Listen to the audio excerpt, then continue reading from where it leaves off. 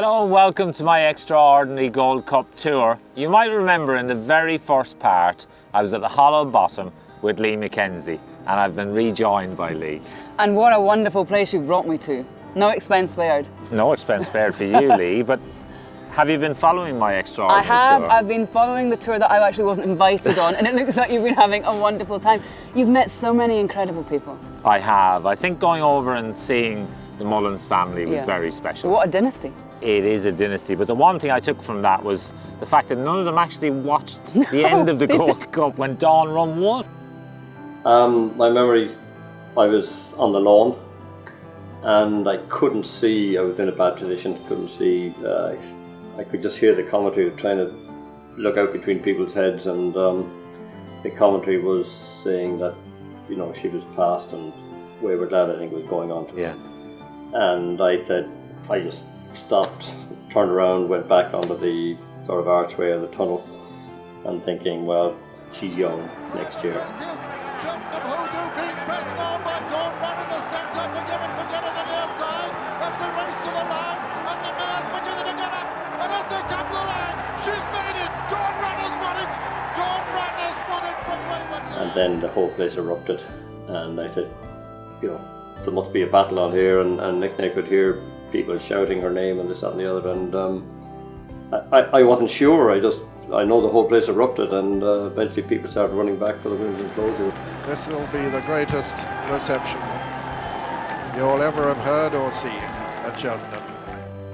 I think what it shows as well, speaking to Willie, how much it means to him and how badly he wants to win that race. He's been second, what, 7 occasions? Yeah, I think it's about time he put it right. But then you go from Willie Mullins and you go to Wales to meet Cyril Griffiths. Norton's Coin, what an incredible story. It actually isn't just about horse racing, it's about sport, isn't it? The dreams that sport can bring. And to see him as well, see his face light up when he talks about meeting Her Majesty the Queen Mum and talking with her about the race as well, you know. And meeting Graham McCoy, who was one of my idols when I was growing up as well. Graham, don't fall off. Sit tight, get over there. It got so exciting. You were riding the race? Yeah, on this fella in front shoulders. And as we went away, I was shaking this person. Go on, my son. Go on, my son. Go on, my son. Towards the line, Norton's Coin is going to win it. At the line, Norton's Coin has won it over the bars. That was very, very special, and that walk back down is that walk back down. Yeah. You know what I'm saying. You don't replace that, do you? No. I've been looking for 29 years and I haven't found it. No, you won't. So do you think, will you ever see the like of it again? Never happened twice, will it? Never happened twice. No.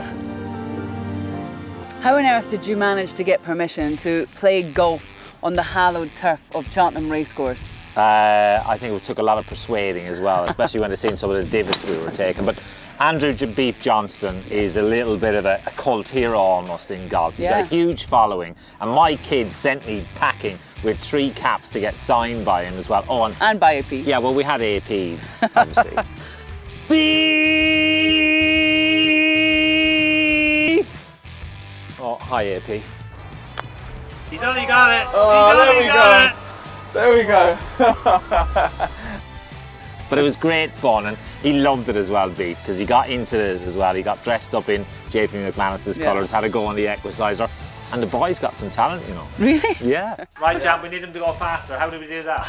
Need a little reminder, come on. There's a girl behind me trying to make you work it. Work it, me. Come on. Come on, me. You're hot.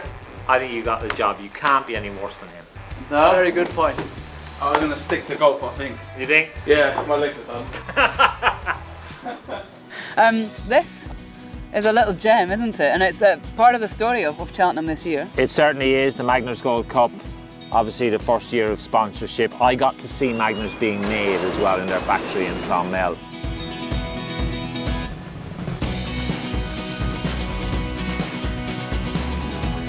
All Irish apples used, Lee.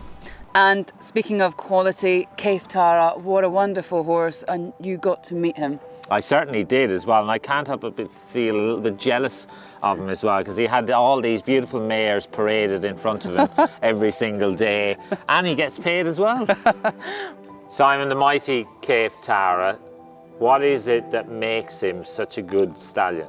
So, pedigree, racecourse ability, and then the third factor is looks. And whilst you could pick holes in his conformation if you wanted to, when you see him walk, he really draws the eye. But he floats. He doesn't walk, he floats. He absolutely floats across the ground, and happily he passes that on to his babies as well, and that's what makes people pick him out in the sales ring. They see these horses just moving so beautifully. But when it comes down to being a racehorse, you can have the most perfect animal, the best bred animal in the world, but it's what is between her ears and between her front legs in her chest. It's the heart and the brain. If she doesn't want to be a racehorse, she's not brave enough to give that absolute 100% at the end of a race, she's not going to be any good. You could have a very ordinary looking horse, a very ordinarily bred horse, but if it's brave and it's got the heart, then it can still be a racehorse. Well, don't put this romantic moment down, but where on earth are we? We are the greatest place on earth. Okay, let's take a look.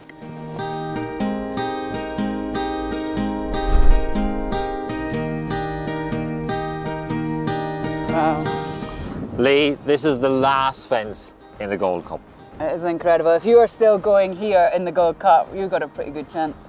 It's really weird being here when it's quiet, because I've been here when the Gold Cup's being run and it's so noisy, it really is. The crowd are cheering, it's like just this massive noise. And yet when you're riding it, you can't hear it. You're in your own little bubble, you're just chasing that perfect stride, because you know if you land over this, you've got a long bursting run to get to the line. You can almost touch that prize. I like the way you say that you've been here when the Gold Cup's being run. You've won the Gold Cup. Let's not forget that. Out of all the incredible people you've met on your travels, how fresh are the memories of your wins? Crystal clear. Really? Yeah, when I was a little boy, that was the one race I wanted to win more than any. And when I did, I celebrated that moment. One of my prized possessions is a photograph of me coming into that hallowed winners enclosure, punching the air, because that was it. And let's not forget, there are 3 incredible days of racing before we even get to Gold Cup Day. I think it's 4 extraordinary days of racing. That's the end of my extraordinary Gold Cup tour. Bring on the roar.